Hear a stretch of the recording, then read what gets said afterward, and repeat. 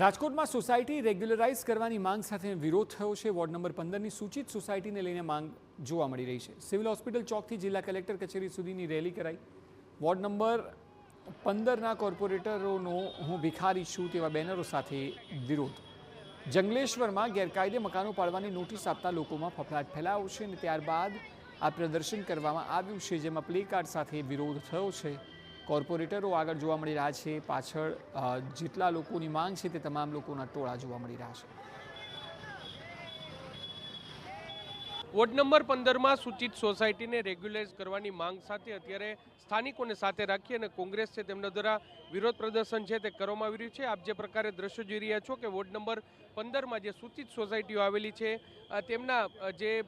તેમને રેગ્યુલરાઇઝ કરવાની માંગ છે ને તેને લઈને જે વિરોધ પક્ષના નેતા છે વસરામ સાગઠિયા તેમના દ્વારા એક પ્રતિકાત્મક અનોખો રીતે વિરોધ છે તે કરવામાં આવ્યો છે।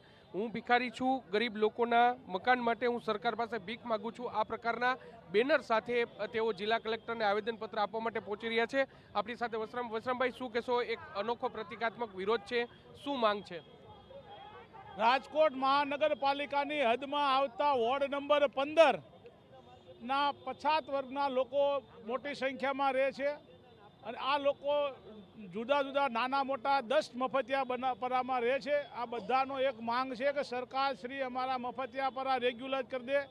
યુએલસીની જમીન હોય તો ઇમ્પેક્ટ ફી લઈને અમારી માંગ કરી દે, કારણ કે પોતાને 2 ટંક રોજી રોટી ભેગી કરવા માટે રાત દિવસ બાળકોને જમવાનું ભેગું ન થતું હોય એના માટે એ લોકો રાત દી મહેનત કરી રહ્યા છે અને મહેનતની પાછળ પોતે કેમ શાંતિથી જીવી શકે, પોતાના બાળકોને કેમ ભણાવી શકે એના માટેની ચિંતા કરવાની વચ્ચે ક્યાંક ને ક્યાંક અત્યારે હાલ રાજકોટમાં એક વિસ્તારમાં નોટિસો પાડવાની આવી ગઈ છે, જેના હિસાબે અમારા વોર્ડ નંબર 15ના લોકોને પેટ ખાવાનું પણ ઉડી ગયું છે। કારણ કે લોકો અંતે તો ગરીબ માણસો છે, એક મકાન ઊભું કરવામાં કેટલી મહેનત કરવી પડે છે, ત્યારે કેટલો સમય જાય છે ત્યારે એક મકાન થાય છે। તમે હું અને બધા લોકો જાણીએ છીએ, ત્યારે આ લોકોના મકાન ન પડે, આ લોકોને રેગ્યુલાઇઝ કરી દે આખા વોર્ડ નંબર 15ના તમામ મફતિયાપરાને। એના માટે ગુજરાતના માન્ય મુખ્યમંત્રીશ્રીને અમે ભીખ માગી અને વિનંતી કરીએ છીએ વોર્ડ નંબર 15ના કોર્પોરેટરો કે અમારા મફતિયાપરા ન પડે અને એને રેગ્યુલાઇઝ કરી એવી વિનંતી કરવા જઈ રહ્યા છે। શું કહેશો? રાજદીપસિંહ શહેર કોંગ્રેસ પ્રમુખ આપણી સાથે છે, જે વિરોધ પ્રદર્શન કરવામાં આવ્યું છે, શા માટે, શું માંગ છે? ખાસ કરીને રાજકોટ વોર્ડ નંબર 15ના જનપ્રતિનિધિ લોકોએ ચૂંટીને જેને મહાનગરપાલિકામાં મોકલા છે, આજે એમને એ બેનર સાથે ભીખ માગીને નીકળવું પડે તો આ તંત્ર અને આ ભારતીય જનતા પાર્ટીની સરકાર કઈ હદે કામ કરે છે એ દેખાઈ આવે છે। સમગ્ર રાજકોટની અંદર જે જગ્યાએ મફતિયાપરા, આપણે મફતિયાપરા કહી છીએ, પણ હું એમાં એક શબ્દ ઉમેરીશ, એ મફતિયાપરા એટલા માટે આપણે નહીં કહી શકીએ કે 50 વર્ષથી રહે છે, એનું લાઇટ બિલ આપણે ઉઘરાવીએ છીએ એ પણ સરકારી તિજોરીમાં જાય છે, વેરા બિલ ઉઘરાવીએ એ પણ મહાનગરની તિજોરીમાં જાય છે, નળવેરો ઉઘરાવી એ પણ સરકારી તિજોરીમાં જાય છે। તો રાતોરાત તમને એ જગ્યા કેવી રીતે ખાલી કરાવવાનું મન બનાવી લીધું?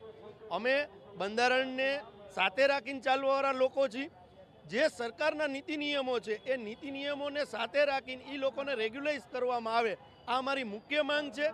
જો આ માંગ સંતોષવામાં નહીં આવે તો આપના માધ્યમથી કહું છું કે નરેન્દ્રભાઈ મોદી એ દેશના વડાપ્રધાન છે, કોઈ પાર્ટીના નથી। એ જ્યારે રાજકોટ આવે ત્યારે વિરોધ પક્ષ તરીકે અમે તો પ્રયત્ન કરશું એને મળવાનો, પણ હું આપના માધ્યમથી જે પીડિત લોકો છે રાજકોટના એને પણ આહ્વાન કરું છું કે બંધારણની અંદર બોલવાનો, રજૂઆત કરવાનો હક છે, તમે પણ એ લોકોને મળવા માટેનો પ્રયત્ન કરો અને પહોંચવા માટેનો પ્રયત્ન। એટલે જે સૂચિત સોસાયટીઓ છે, જેને મફતિયાપરા છે તે કહેવામાં આવે છે, તે સૂચિત સોસાયટી છે તેને રેગ્યુલરાઇઝ કરવાની માંગ છે તે કરવામાં આવી છે અને જે પૂર્વ ધારાસભ્ય જે ઇન્દ્રનીલ રાજ્યગુરુ છે તેઓ પણ એ ઉપસ્થિત છે અને જે જનપ્રતિનિધિઓ છે એટલે વોર્ડ નંબર 15ના જે કોર્પોરેટરો છે તેઓ આજે બેનર સાથે વિરોધ પ્રદર્શન છે તે કરી રહ્યા છે અને કલેક્ટરને આવેદનપત્ર આપીને વોર્ડ નંબર 15ના 10 જેટલા જે મફતિયાપરા છે, સૂચિત સોસાયટીઓ છે તેને રેગ્યુલરાઇઝ કરવાની માંગ કરવામાં આવી રહી છે।